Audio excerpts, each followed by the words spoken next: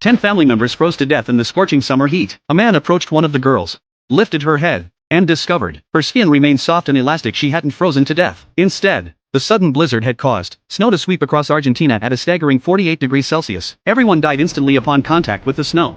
While cars, phones, and all electronic devices lost power, only a few indoors survived. They gradually uncovered the terrifying truth behind the snowstorm.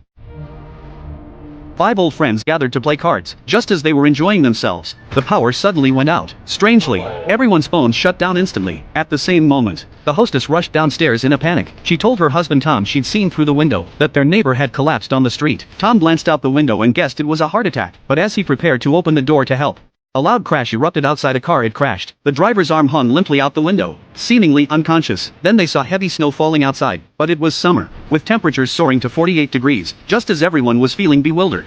The white-haired elder mentioned recent news reports about a fire at a power plant. This snow-like substance might be asbestos. The hostess nervously stopped her husband, saying the neighbor might have inhaled asbestos and been poisoned. She urged Tom not to go outside.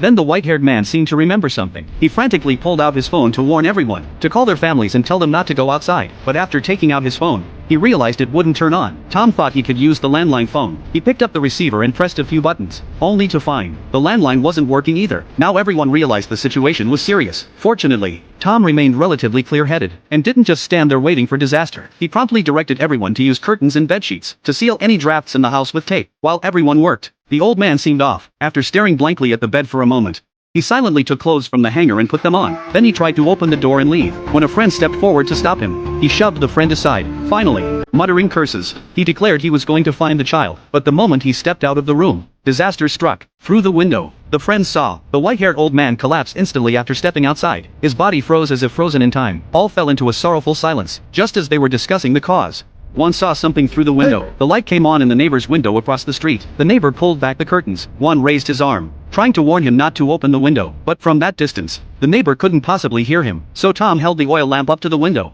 waving it back and forth as a warning. But the neighbor seemed to think Tom wanted something, and opened the window. In a split second, he froze against the window pane. His wife rushed over to check and also froze at the window. This scene left Juan feeling uneasy. His wife always got up early to run, so he had to warn her before dawn. Juan put on an old mask. Then he nervously stepped outside. To his surprise, he found himself unharmed. It seemed the mask and clothes had indeed worked. Only when his feet touched the white expanse did he realize it wasn't asbestos at all, it was snow. Passing the body of a fallen friend, he paused for a silent moment of mourning before bidding farewell to his friend at the window. Along the way, he saw many dead bodies strewn across the streets. The city now resembled a post-apocalyptic wasteland, a city of the dead. Yet as he walked, he heard someone whistling. He cautiously glanced behind him but saw nothing. Only when the whistle sounded again did he notice. It was the aluminum ladder of an electrical repair box. The wind caused it to scrape against the utility pole, producing a similar whistling sound. After the false alarm, he continued on his way. But minutes later, the snow fell heavier, and the whistle became distinct once more. He turned to look behind him again, and this time he distinctly saw a figure behind him. The man appeared to be wearing a helmet and carrying a gun. Juan,